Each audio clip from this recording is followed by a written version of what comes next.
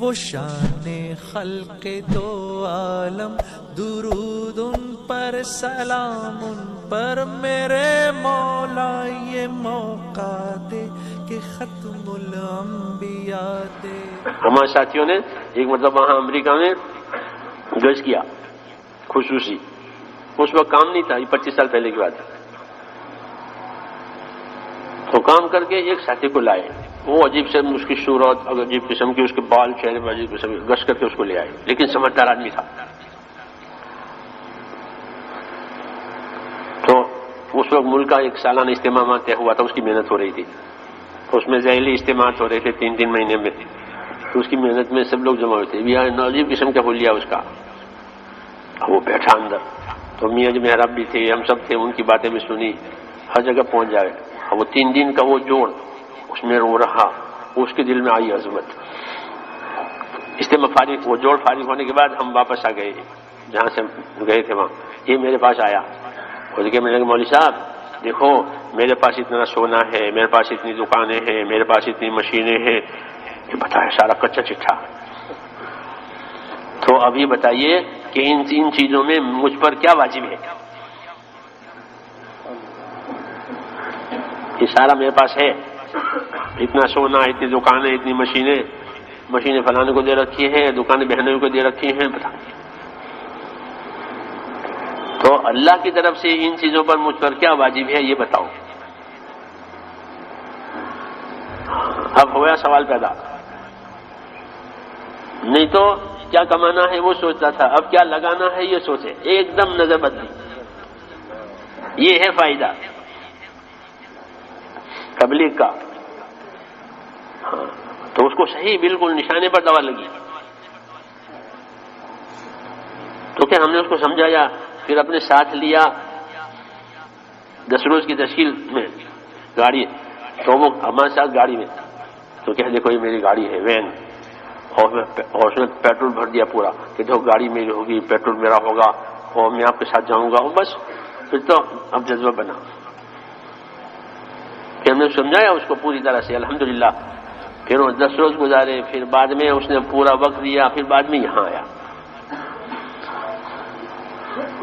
تو ہم نے اس کو آسان سمجھایا کہ بھئی یہ کلمے کی محنت ہے، اپنے اتنا وقت لگاؤ، مہینے میں 3 دن لگاؤ، روزانہ ملاقات کرو، ہفتے میں گشت کرو، سال میں چلا لگاؤ، مختصر پروگرام وہ نا۔ تو یہاں آیا تو یہاں بڑی بڑی باتیں سنی، سال لگاؤ، یہ کرو وہ کرو، تو مجھے کہ آپ نے تو مجھ کو اتنا بتایا تھا کہ گشت کرو، مہینے میں 3 دن لگا۔ میں نے کہا کہ تم اس دن پیدا ہوئے تھے، تو جو مسلمان کا بچہ پیدا ہو اس کا اسلام کیا کہ اس کے کان میں اذان، اتنا ہی اس کا اسلام، تو تم پیدا ہوئے تھے، میں نے تمہارے کان میں اذان پڑی تھی بس، اب تم بڑے ہو گئے نا، اب سمجھو پورا اسلام۔ یہاں نیچے اس وقت ہماری عمارت بن رہی تھی، لیٹے لیٹے مجھ سے بات کر رہا، میں نے کہا میں نے تو تمہارے کان میں اذان، تم اسی دن اسلام میں پیدا ہوئے تھے، ورنہ تم تو عجیب تھے۔ واقعی جب یہاں آئے تو اس کی شکل صورت اتنا لمبا اس کا کرتا، میں نے کہا تم تو کسی مدرسے کے شیخ الحدیث معلوم ہوتے ہو۔ وہ ڈاکٹر، عظمت پیدا ہوتی ہے، آدمی بدل جاتا ہے۔ پھر ماشاءاللہ اس نے بک لگایا، اس کی بیوی نے لگایا، اس کے بچوں نے بک لگایا، ادھر پوری تبدیلی آ گئی۔ ہاں یوں ہوتا ہے کام کہ اللہ تعالیٰ اپنے بندوں کے دلوں میں ان کی محنتوں کی وجہ سے عظمت پیدا کرتے ہیں، وہ عظمت ان کو چلا دیتی ہے، پھر چاہے کچھ بھی ہو۔ اس کی بیوی بہت تیز تھی، ہاں لیکن ماشاءاللہ وہ بھی آ گئی، اور وہ بھی آ گیا، بیٹا بھی آ گیا، یہاں جماعت لے کر آیا مزدورات کی۔ ہاں تو چیز اللہ پیدا کرتے ہیں، عظمت پیدا کرتی اندر، کہ وہ عظمت چلائے گی، پھر آدمی برداشت کرے گا، قربانی دے گا، اور اس کو نفع کھلتا ہی چلا جائے گا۔ والذین اہتدوا زادہم ھدا، یہ جو ہدایت کی راہ پر چلیں گے نا، ہم ہدایت میں اضافہ کرتے ہی چلے جائیں گے، اللہ کہتے ہیں ہدایت میں اضافہ کرتے ہی چلے جائیں گے، بڑھتے ہی چلے جائیں گے۔ اگر ابو بکر بڑھتے ہی چلے جا رہے ہیں، اور اتنا بڑے کہ ان کے برابر کوئی نہیں ہوا. ان کو اتنی ہدایت ملی, اتنی عظمت ان کے دلوں میں تھی, حضرت ابوبکر کے دل میں ایسی عظمت کسی کے دل میں ملی. تو کام کا یہ نفع ہے تاکہ ذمہ داریوں کا پورا ہونے سے پہلے عظمت سمجھ میں آئے کہ کام کتنا بڑا, دین کتنا بڑا, آخرت کتنی بڑی, اللہ کتنے بڑے. رب کا فکبر, اپنے رب کی بڑائی بتاؤ. اللہ بڑے ہیں, پھر ان کی ساری چیزیں بڑی ہیں. ایک سبحان اللہ بہت بڑا ہے.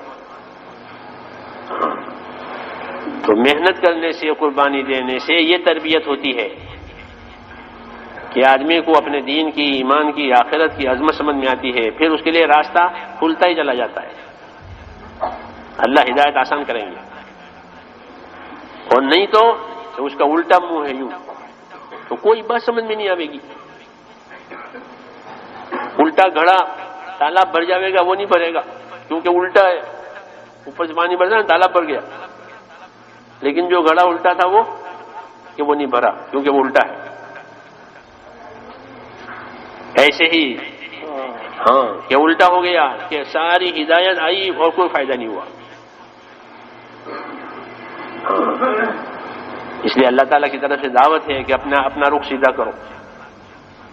کیا کرو؟ فاقم وجہک للدین, اپنے رخ کو اللہ کی طرف سیدھا کرو تاکہ آنے والا فیض ملے. کیا ملے؟